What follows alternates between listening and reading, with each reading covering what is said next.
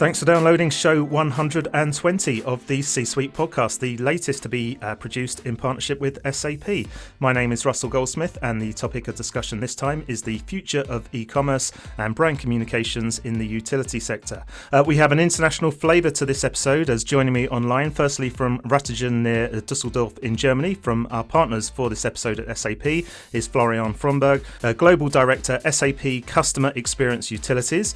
Also from Germany, about 410 kilometres from Florian in Stuttgart, is João Fonseca, Product Manager, Ecosystem B2C Sales at the German utilities company EnBW. And then finally from Reykjavik in Iceland, we're thrilled to also be joined by Dr. Fridrik Larsen, CEO of LarsEn Energy Branding. Fridrik is also the founder of the Charge conference, and he's well branded up there, we can see for that, and is Associate Professor at the University of Iceland. Plus, he is the first individual to hold a PhD in energy branding. And so I feel we have to start there, Fridrik. When and how did you become the first person to have such a qualification? Well, I finished the PhD, defended it 2014, but the idea is older. When I was thinking about whether I should write a PhD at all, I thought I didn't want to write it only for a small scope of academics. I wanted academics, and I also wanted to have a practical implication. And I saw how the telecoms had been moving. This was 2007, 2008. And I figured it was only a question of time when the utilities, energy companies, whatever, however we talk about them, they would understand how to talk to their clients, which they used to own. And actually, mentality sometimes they still own their clients, but nobody owns a client. You have to understand them to own them. So I figured, okay, I'll write about that. So I wanted to bring something relevant to the energy space. I'm from Reykjavik, Iceland, and we are energy, so it's very relevant for us, to have a guy like this here. Very good. Well, looking forward to hearing more about your thoughts and advice for companies in this sector, of course. But Florian, I want to kick off the discussion with yourself. You were keen to bring these guys together for this podcast. Why now? Yeah, so these are for sure interesting times, and not only because of the pandemic, but Fridrik, you just mentioned it, right? So we saw what happened in the telcos, and for, I would say, the last 10 years, this has already carried over to the utilities. So utilities are there and they need to change. And this is one factor, so the digitization and the kind of the change of relationship from being very meter-centric to really put the customer into the center of what you're doing. This has changed. On top of that, we have the climate change, right? So we have a shift into and the focus more on renewable energies. And with all of that, this is something where the utilities in total need to change, and this is something that we see globally. So we see that the communications are changing with customers. So it's less. I would say I always call it event driven. So I always think about my utility if I do get my bill, right? And sometimes I'm not very happy with the bill because I think it's too high, because I don't value that there's a stable supply of the commodities, so energy, or is it electricity or gas. So this all changes. So the minds need to change, and this is something that is. I met Fridrik some years ago, and this really impressed me, because this brand management and how the utilities need to change on the technology side, but as well on their own, what's their vision, their mission on the brand. This is, I think, equally important.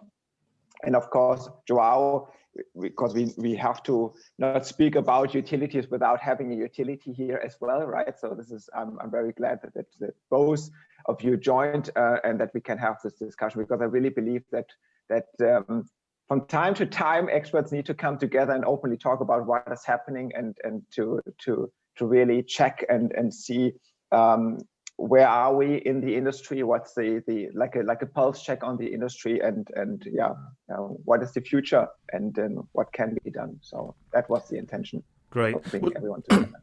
Yeah, well, let's bring our energy supplier into the discussion then at this point. So, João, for those listeners outside of Germany who are perhaps not as familiar with EnBW, do you want to just give us a quick introduction to the company? Sure. So EnBW is a second largest utility operating in Germany.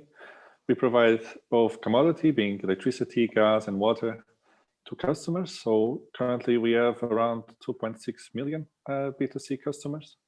And we also provide all other suites of products like e-mobility or telecommunications.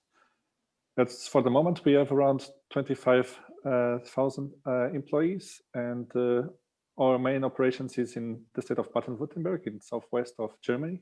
But we also have a couple of other units being in Sweden, in the US, in Taiwan, focused on offshore, and some other providers being in Switzerland and France. I was looking at your website just ahead of the recording, obviously, and it was interesting. In your company profile section, the headline is "Time of Transition, Time of Renewal," and then it goes on to state that you're transforming yourselves from a traditional energy company to a sustainable infrastructure partner. And I was just wondering, I mean, I think you've been established over 20 years now. So how difficult is it to make that transition?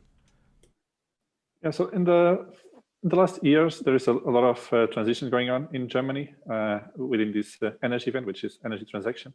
So basically, we saw the phase out of nuclear energy in 2012. And from 2012 until now, we had to restructure our brand to accomplish this move from the German government. And now we have a more ambitious goal, which is to become completely carbon neutral, which means that we'll have to change the way that we provide energy to our customers until 2035. So basically, we are trying to, as you said, change a little bit the way the customer sees us, not only as a utility, but also as a solution provider, infrastructure provider that helps them, guide them throughout this energy transaction. Fridrik, just in terms of this whole area of green energy, renewables, I mean, does every one of your clients at LarsEn Energy Branding come to you with a similar brief? They need to show that their focus on green and renewables? Well, I think they're rather late to catch on, but in understanding what it's all about, and that's understandable because the customers themselves don't understand what it is. They can't distinguish between what is green, sustainable, corporate social responsibility, just regular sustainability. All these words come to a mix in the consumer's mind. So what has been happening traditionally is that the utilities are kind of showing typical green commercials, babies running in a green field or something, but people just don't understand it. So when they come to us, we try to understand their client and how this particular company should talk, utility should talk, because it's not the same for all. There are different people, like in different states in the US and different places in Germany. And if you go to Poland, you go to the Scandinavian countries, it's all different mentality. So you can't use one approach for all. But all in all, many of them are doing good things, but they are not telling about it efficiently. So I'm a marketing guy. So I mean, I'm all for, you have to make a profit as a company. Of course you have to. But if you cannot tell people of what you're doing, all the nice things that you're doing, you might as well not have done it. It's like if you go to a holiday, don't put it on Facebook, it never happens somehow. You have to be able to tell about it basically. So it varies. But anyhow, I want to pick up something that Florian said about the changing times, if I may. So this, I think he is absolutely correct. The disruption is twofold. One is in technology, and the times are changing. The paradigm is pushing from utilities being monopolies and oligopolies into a sphere where customers has the choice. So the utilities, they focus too much on only the technological side. You have to have it. You have to have understanding of the basic technology works to be able to serve your clients as well as possible. You have to have an SAP solution. You have to have some kind of solution that helps you. But many of them, they disregard the disruption in the consumer's mind. So we think very differently. Customers think differently. So if you look 20 years back, nobody could have imagined a company like Uber or you'll go Airbnb. So in a sharing economy, people simply think differently. And that is a huge disruption, and you just cannot ignore it. And many utilities actually they are going about doing business like they're used to. They're using legacy measurements that don't work anymore, but still they are maybe measuring this spare of the business when they should be measuring this, if you can see my movements here. So they need to adapt the way they think. And again, the biggest challenge is not how to do the marketing, but to fight the internal cultures of shifting mindsets. And João, I know him a little bit. And interestingly enough, people like him, innovative people that have been, part of, they're not maybe marketing people, they understand more the need to change than maybe the marketing people themselves. Not to talk about marketing people. I'm just trying to be blunt here and say things like, call it as I see it. Your business has created a report, hasn't it? The world's best energy brand report. Have you seen any sort of like changes over the last few years in terms of the analysis that you've done there? That's a really good question. Short answer is no, it hasn't changed much. But I see, there's no, with any statistical analysis, I can't say I've seen any changes. But there is a movement of understanding. There's a movement where you move from eco-centric approach to a customer-centric approach. And then what is interesting also is, for example, the American companies, 5 years ago when we started charts, then the concept of green was almost non-existent. You would have a niche segment out there who drove a Prius and wore knitted suits, again, painted with a broad brush, but you wouldn't have it mainstream. And it hasn't moved there yet, but it's moving slowly and slowly. And if I contrast Europe, for example, to the States, there's a tremendous difference in how much better the European companies are in terms of communications and branding. Florian, you're nodding there. What's your thoughts on that? No, totally agree, because, and this is no offense, but utilities, in how I experience them, they were never been, I would say, front movers or the fastest one, but they move constantly. And I just wanted to agree. And as I work in a global role, I have the pleasure to work with European utilities as well as US, and totally right. But we get approached by our customers that even in the US start now to think more about renewables and green and all of that. So that comes up slowly, yes, but there is a movement. And just to agree on Fridrik, what you said before, because I think everything needs to run hand in hand, right? So we have to have the technology as an enabler, right? But we have to have really the mindset, and that is something that needs to be supported from top management of the utilities down to the call center agent. Everyone needs to understand where the utilities, what their vision is and their mission, where they need to go to, what are the values that the utilities wants to express to the outside world, and then everyone has to live up with that. And of course, then some new business models like moving beyond commodity. And João, you were saying that going from beyond commodity, value-added services, e-mobility, solar panels.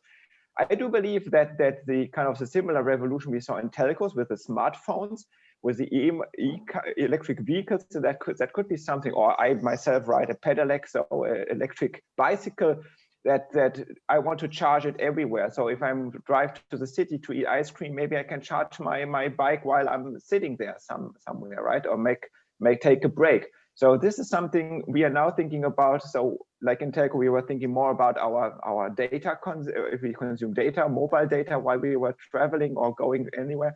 And then on the utilities, it can be the same. While I need to charge my car, I need to charge other things. So electricity becomes more tangible, and it was not in the past. And here I see a big opportunity for utilities to step up and fill in the role as the energy experts that they are. João, just picking up on this discussion around green energy, renewables. I mean, is it possible to guarantee 100% green energy to those consumers who want it? It is a tricky question. So we can sell green energy, and we do sell green energy. However, what we sell is basically certificates that this energy is being produced from a renewable energy. Now, if the customer wants to be 100% sure that he's using only green energy, he will have to install solar panels and batteries. And this is because the way that the energy system operates is that all the energy that is being produced floats to the same thing. So in the end, you are buying renewable energy. However, you're being supplied with the whole mix of the country, which will also have all the other sources of energy within it. Is that not confusing for the customer, though? It can be quite confusing, and we see a lot of challenges trying to explain to the customer a little bit what he gets when he buys the renewable energy. And we also see a little bit of changes. For example, if the customer is going to buy renewable energy that is made in Germany, he will be willing to pay a little bit more price than if he's going to buy energy from outside of Germany. And we have to change a little bit the way that we market ourselves. I think Fridrik put it that quite well. It's not about only the way that we communicate, it's also the way that the customer perceives it, which is quite complicated. And most of the people don't know. In the end of the day, they just want to put their plug in the socket and get the energy. And well, try to, in the meantime, do something good for the environment. So that's what we try to do. We try to give the possibility so that they can actively engage on the energy transaction and try to make it as comfortable as possible so that they actually use these products. Fridrik, your thoughts in this area in terms of that messaging? Yeah, and I think João raises an interesting point, because customers are confused. They are confused because this is tricky, and it's a tricky question. It's a good question that you asked, Russell. So, I mean, when you talk to them about green, and they understand it in so many different ways. So if you are unable to tailor your message quite clearly, so you have to break down this green segment. And they are also very skeptical. And I've done, on the academic side, I've done research on this in several different countries. And one of the main things associated with green energy is actually skepticism, because we come from times when greenwashing was commonplace. And it was commonplace that companies weren't really all that transparent in what they were doing. They were trying to sell something green. They sold a terribly polluting product because they planted 100,000 trees and they say we are green. And then you can buy a pollution quota. It's such a complex thing. So, and this is one of the reasons why a utility of today has to be extremely transparent. They shouldn't be trying to hide anything. They should just open the books and tell how they are doing it, because the only way that they are gonna win the consumer's mind is being human, being honest. And that report that you referred to earlier that we published, it's actually based on the world's best energy brands because we choose them. One of the category is green brands actually. And on States charts last year, I called the winners to the States. And I didn't give them any time to prepare. I didn't tell them what question I'd be asking, but I did ask, why do you deserve to win as the world's best energy brand? So these were 6 people on the States in different categories. It was a little bit of a sudden question, and a lot of people watching them, but these are smart people. But all in all, if I'll synthesize what they said into one word or 2 words, being human, or being human about your work. So traditionally, utilities come from a non-human approach. They come from a mechanical approach, engineering-driven culture. So a part of the human aspect, the social science aspect, was kind of frowned upon. It's, oh, this is branding, or this is not for us. So we come to the core of the matter, which is internally how things are done internally. And they have to get used to open the books. They have to be human.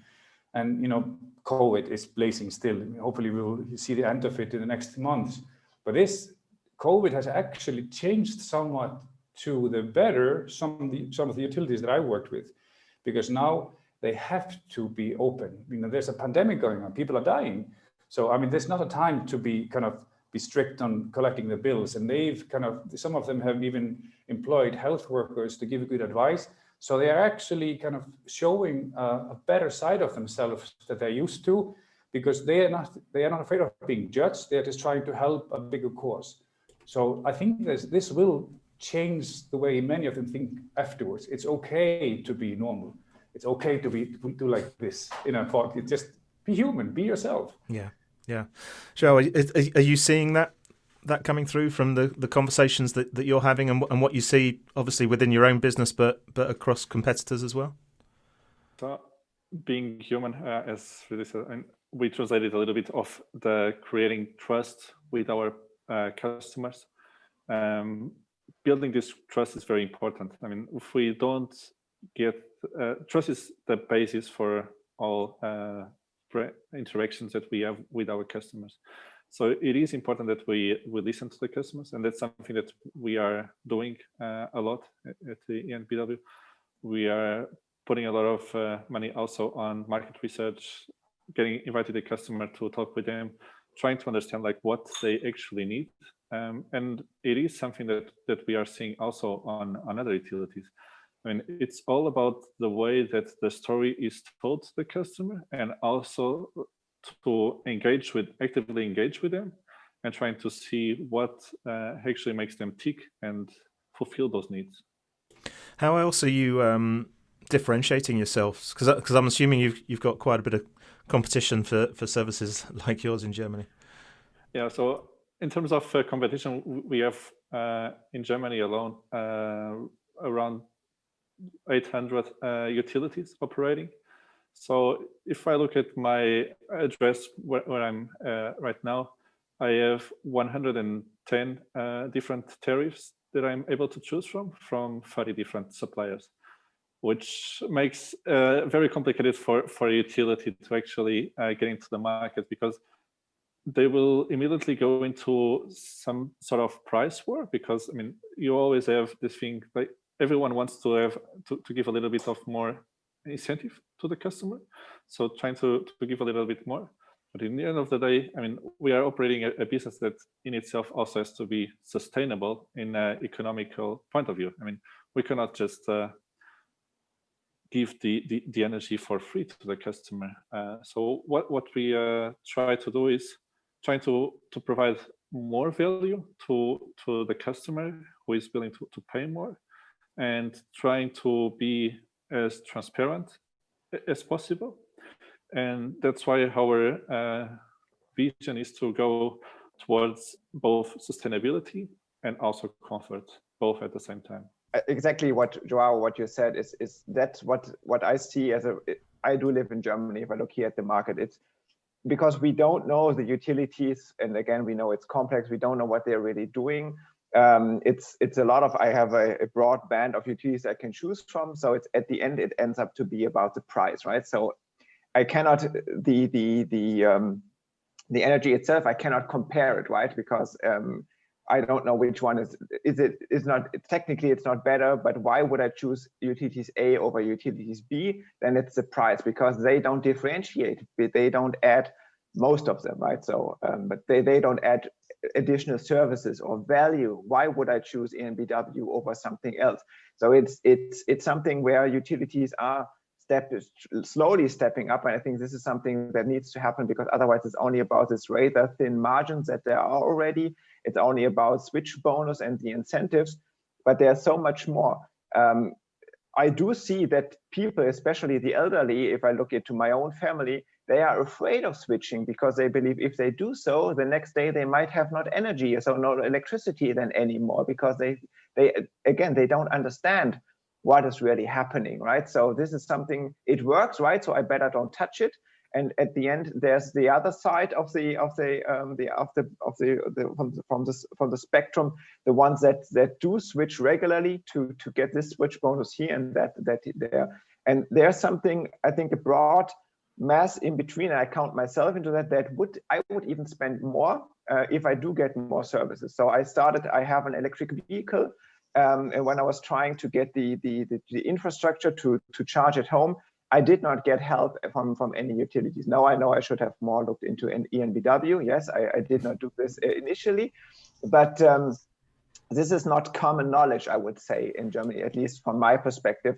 And if you look for help, you're still quite alone. And this is where is a big opportunity, because I do see, because at SAP we do a lot of industries, we do see now competitors moving in from other industries, be it big oil and gas or big retail companies. They do see, and they are very strong on the brand. They are very strong in the B2C business. They do offer maybe a combination of other value-added services or whatever they have already. And then it could be a logical extension and try to win the market there. Can you share any examples of some of the marketing solutions that you're doing in terms of, with SAP clients within the sector to help acquire customers? Yeah, so I give you a few examples what our customers are doing, right? And there's no, again, because there's no golden rule what works best, but most of them looking into the area to say we want to go beyond commodity, and there are different approaches. And we at the beginning, and Fridrik was mentioning that there's one example that is that I know of that is really looking into the telco model, right? So they say we don't put the energy contract into the center, we put into the center that customers are maybe interested in to get the newest PlayStation, so a gaming console, or they want to have an e-bike.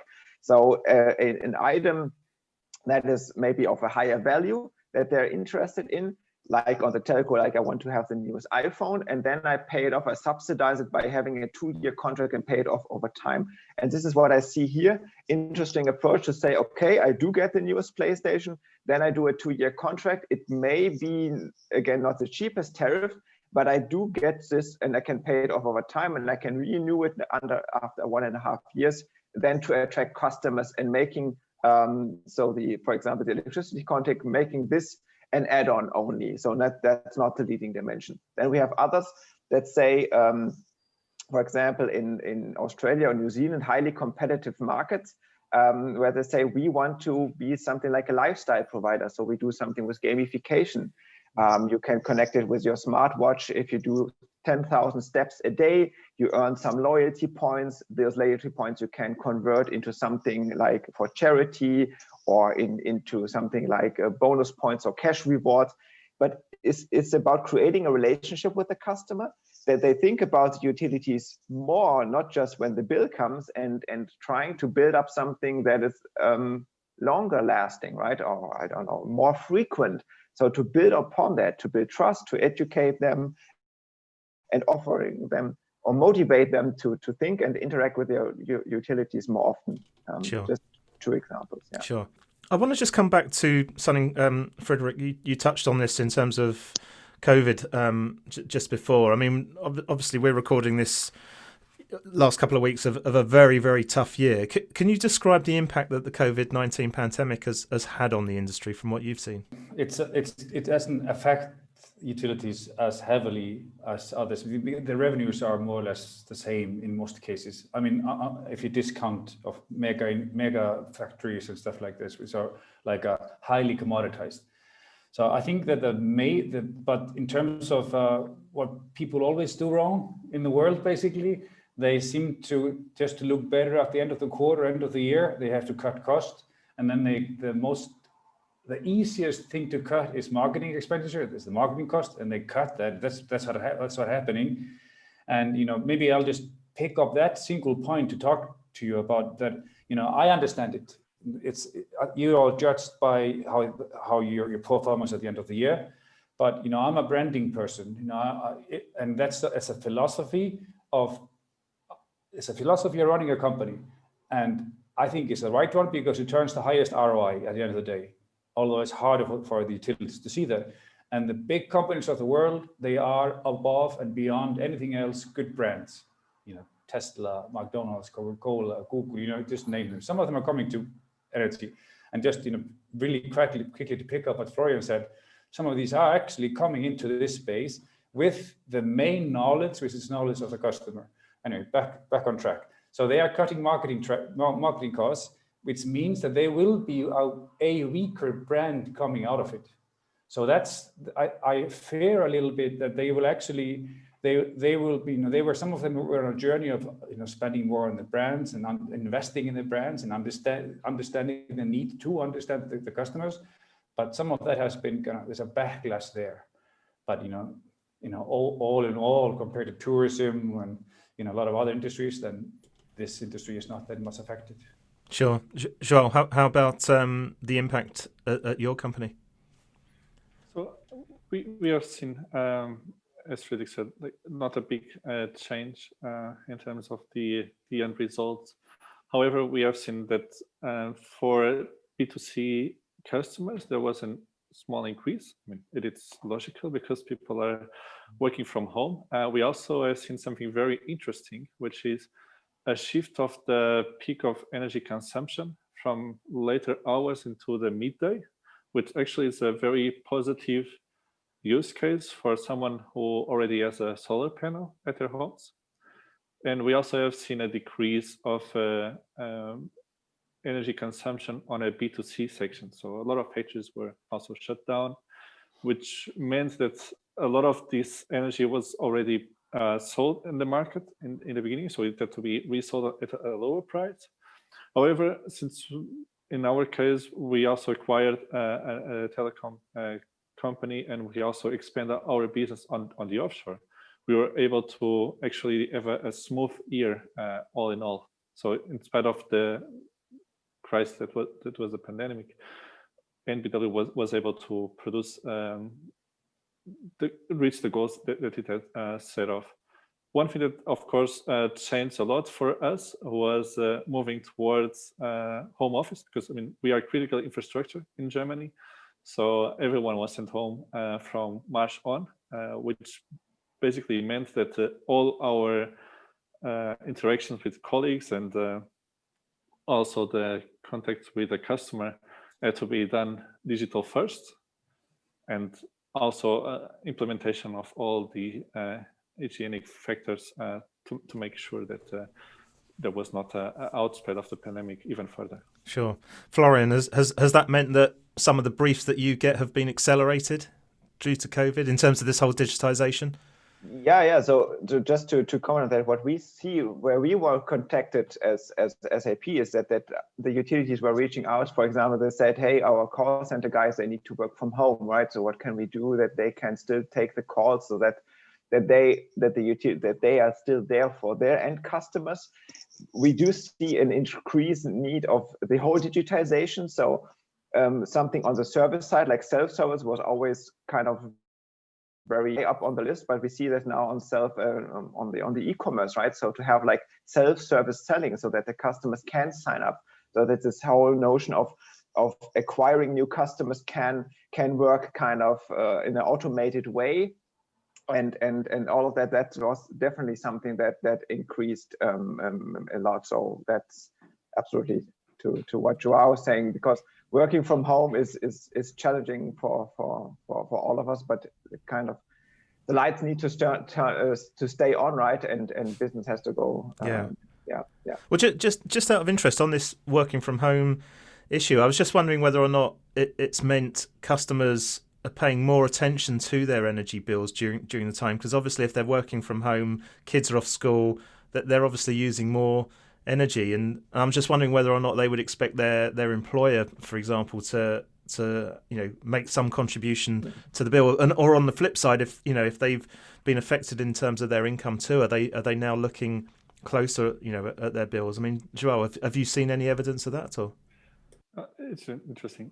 So the German government actually decreased the amount of taxes that they are putting on products. So basically, energy was previously taxed on 19%, was decreased to 30%, exactly to reduce the impact that it had the COVID. As for the loss of jobs, of course, it is a matter of national crisis, and we try to also be relenting to it. So we had a lot of mechanisms taken in place to make sure that there was still a service provided to these people. But then I have to say that the biggest change actually came from the political side. So a lot of political decisions were made early on in Germany to make sure that these people were not let alone. And I think that was a very good move from the German policies. Fridrik, what about outside of Germany, have you in terms of comparing different regions, have you seen things like delayed payments, for example? What have you seen? Yeah, this is like João said. I mean, governments more or less are helping out, and the utilities, they are also helping out, and I mean, everybody's working together on this. I mean, if we would join forces like we have done in COVID on global warming, we would maybe we could win that, but that's a slow moving death, but this one is quick. So anyway, I digressed. Maybe I'm just, when you're talking, guys, I'm just thinking, and if I may, just on something else, pick up something both of you have said. Like Florian was talking about all the touch points with customers, and they provide technical solutions to talk to them on every point. And and João, well, actually, both of you are talking about the bills, and you send the bills out, and you only can reach them once a year, so you need more connection points. And I'm talking about marketing and branding. So if I'll take our story, the three of us here, then branding is about having a narrative. A good brand has a story, and the oldest form of entertainment is the primal man sitting around the fire telling stories about tigers. I don't know, just telling stories. So that's what brands are. They tell stories, and this is how we touch people emotionally. And that's one half of brands. The other half is the rationality, how we can actually make people's life easier with having electricity flowing and all this stuff. So I mean, you have to have a holistic picture. Like a company like João's, they have to understand the why of their existence. Why do they exist? Because the why of their existence today is not the why of 20 years ago, 30 years ago.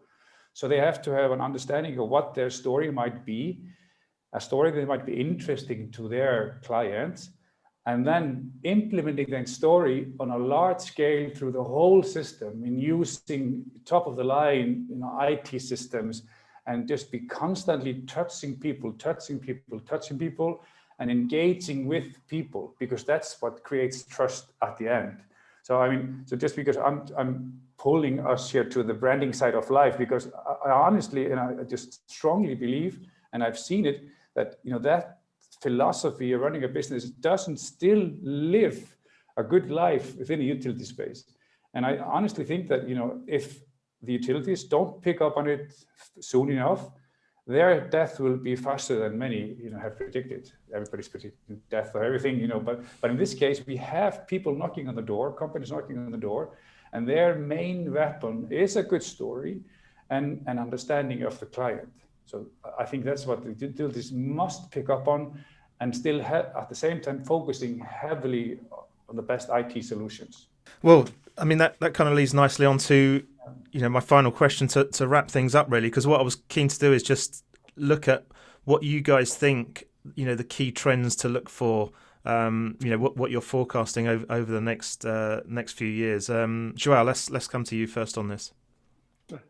And the point that Fridrik gave just now, it's perfect. I mean, we are also trying to move two things. So one is to make the customer a little bit more energy conscious, also to be putting an active role on the energy transaction. So we do that by providing, so any new customer for EnBW is going to be provided only with renewable energy. And we also acquired Senec, which is the second largest battery supplier. And so we are giving also the possibility for consumers to become prosumers, to produce their own energy, to fulfill their own needs. And I think going to the future, one thing that's also going to be very important to do is actually build this digital layer, which is going to basically manage all these new renewable energies that are going to be in place, because I mean, the system is going to get more complex as it is right now. And I think that the technology development that we are using now is going to help us to do this smooth transaction and to help us to achieve this goal of becoming completely carbon neutral. Great. Fridrik, back to you on this. Yeah, I think I don't think there are any small trends in the coming very few years that I can speak of that I haven't touched upon yet. But I think, a mega trend that we all know about is, of course, this, becoming green. And we have, I've this from my PhD and in my work in utilities, I've designed a scale. It's called EPI, Energy Branding Benchmarking Index, and it helps companies to understand how strong they are from a position perspective, which is the essence of a good brand. And only this year we added the sustainability aspect as a special dimension, because there are 4 main dimensions. Until now, it just didn't really matter in positioning because it had such a low commercial impact, but it only has it predicts about 10% of purchases, so 90% are not thinking about it. So, but that's moving quite fast. And if you're a utility that you're going to go and become green when the market become green, that's wrong, because that's like saying, okay, I'm just going to buy stocks when they're at the highest price and sell when I've got to sell when at the highest and buy when at the lowest. You cannot predict those points.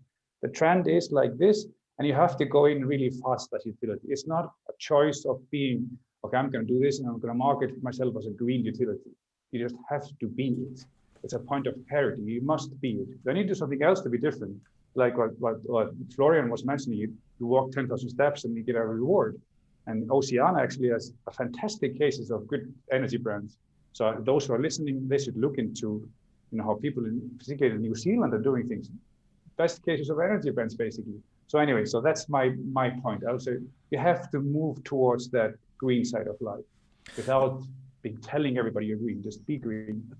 Sure. Well, before I come to Florian, if listeners want to find more information about that energy branding benchmarking index, where do they go for that? They go onto our website. It's EPI, Energy Branding Benchmarking Index, on the LarsEn website. Fantastic. Florian, final word with yourself on this.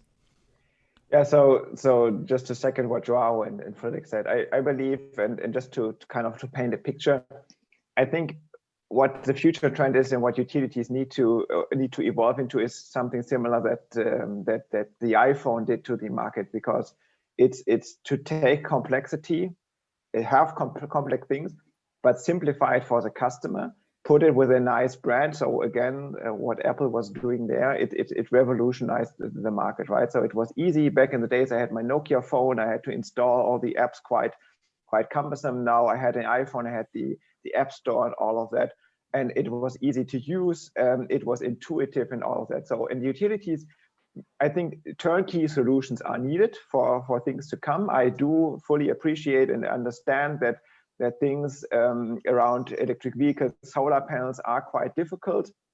And again, from an engineering point of view, we have this, but we don't need to expose it all to the customers. And utilities need to be there for let's say everything that's energy related. They need to help me around my home.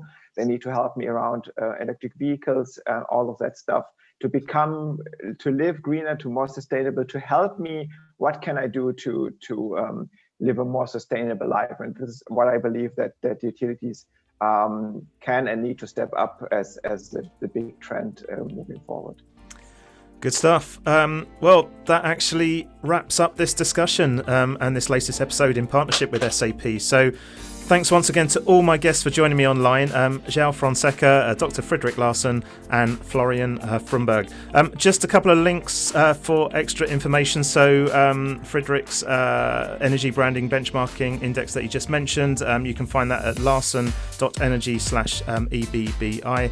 If you want to find out more information about the work SAP are doing in the utilities sector, please visit sap.com, click on the Industries tab in the nav bar, and there will be an option for utilities, and that's stacked full of reports, further information and videos for you. In the meantime, we hope you've got a lot out of this episode. We'd love to hear your comments you may have on the future of e-commerce and communications within the utilities sector.